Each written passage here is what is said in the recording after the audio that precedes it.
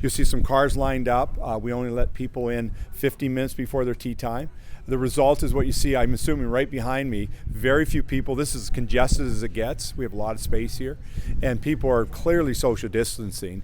And then out the course they go, and they come back and they go. And they're going to find the fact there's no touching, there's no rakes in the bunkers, there's no touch points. It's all touch points, right? If you need a card and a pencil, we're handing you with a glove that card and a pencil, because you can't go and dive your hand into like the old days, into a pencil pack and grab one out and touch 22 others as you go, or mull over all the cards. It's just one individual one's into your hands.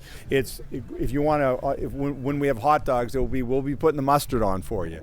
It's going in one at a time, because the only thing, this is all closed. All the pro shop and the restaurants all closed until further notice, which is, we think, is phase 1, which is tentatively May 14th. One person goes in at a time to think. On the wall, there's a list showing how often we've gone in to clean it, even though the doors are propped open, when we've got hand dryers. So it's really, the principles are very simple in this thing. 2 meters apart, 6 feet, and no touch points. We have 38 protocols, so to list them out, they're extensive. The government actually only requires us to do 19 of them, and so we've actually, as an industry, upped it, because the government trusts us. They've basically said, you know your industry, we're trusting you to make sure you can keep the golfer as safe as possible, and that's our goal. And I believe it's all the goals of all the courses in Alberta.